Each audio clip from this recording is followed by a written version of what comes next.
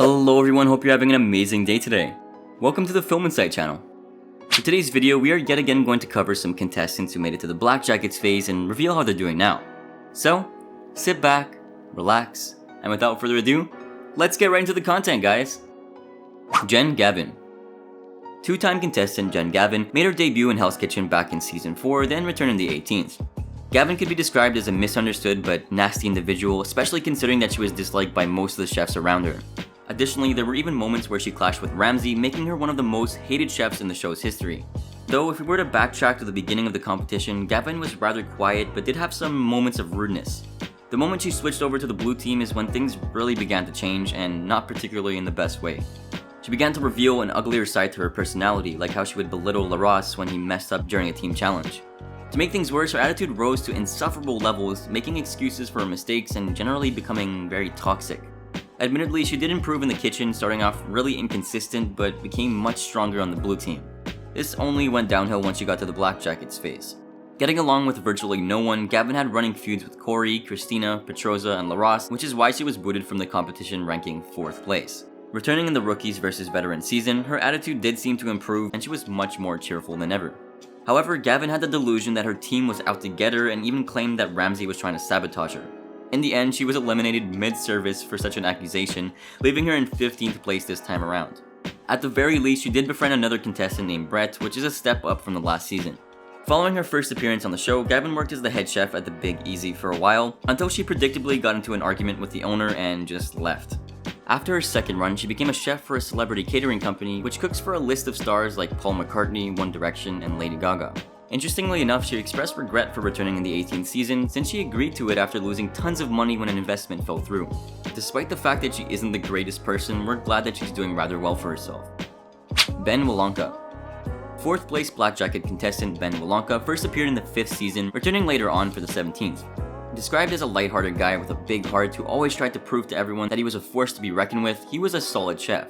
However, his biggest downfall was the fact that he could be quite a bit of an inconsistent performer. Generally liked and seen as a nice guy, Wolanka loved to crack jokes during his run in the competition. What's more, what made him such a valuable contestant was how much he cared about his teammates, always willing to give them aid. As mentioned, he could be pretty inconsistent in the kitchen, giving both great and borderline awful performances, specifically since he would be too energetic, which would break his concentration. Regardless, Wolanka never gave excuses for his mistakes or blamed anyone else for them, always trying to improve himself. Due to his friendly nature, he developed close friendships with Robert, Giovanni, and Danny, even though they had a little feud. Additionally, he was one of the only contestants to be able to get along with Seth and Lacey, who were both very intolerable. Coming back several years later for the All-Stars season, Wolanka's appearance noticeably changed and he revealed that he developed some diabetic issues. Although this really didn't stop him, since he was still determined to perform, even though he may have collapsed a few times. It's really sad to say, but Ramsay had to prematurely eliminate him since he was concerned about his well-being, putting him in 16th place. After his first run in Hell's Kitchen, Wolanka deservingly became a celebrity chef, hosting a TV show called The Big Tent Cookout in September of 2009. Later on, alongside a fellow contestant named Paula, he opened a restaurant called 1500 Degrees, serving as the executive chef there.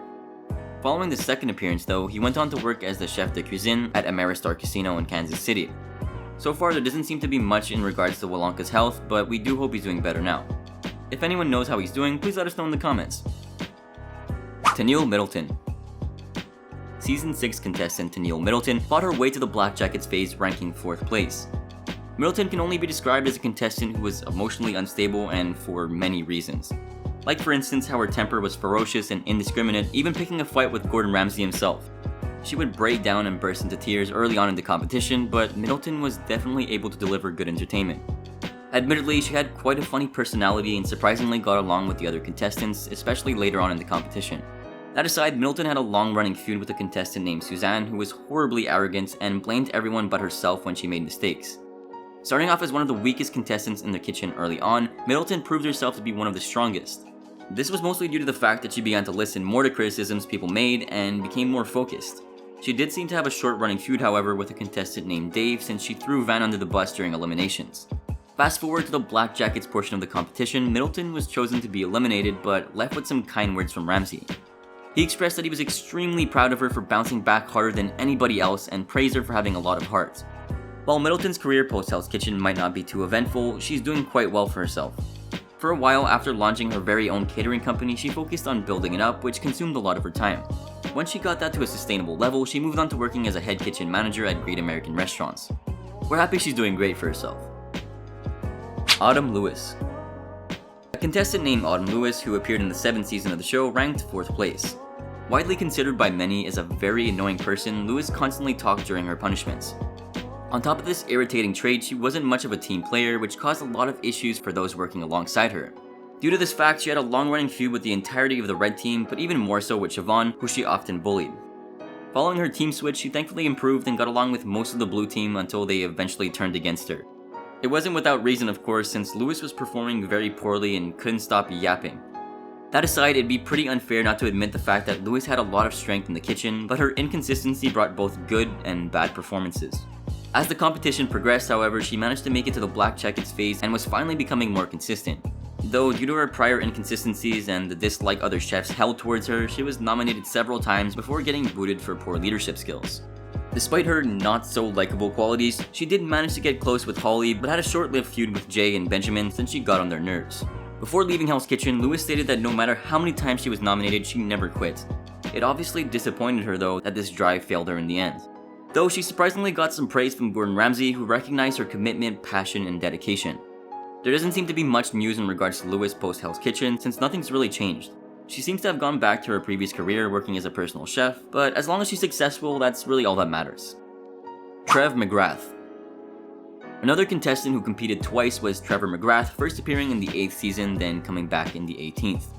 With an intimidating last name like McGrath, most would assess that he's an aggressive person at first glance. And, well, they're right in thinking so, since McGrath is such a combative chef who was hated by nearly everyone except, oddly, Gordon Ramsay. Despite that, however, he's certainly a very popular contestant due to his quips and high amount of passion.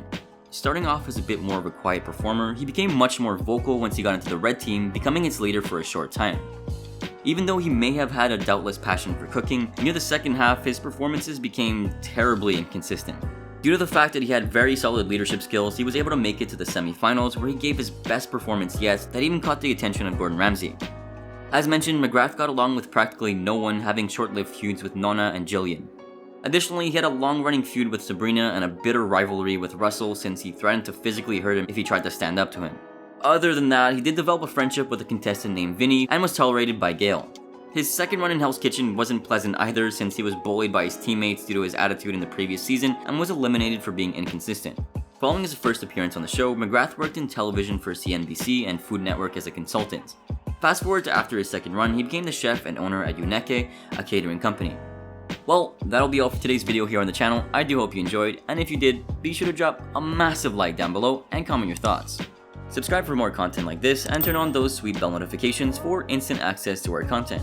Have a good one, guys.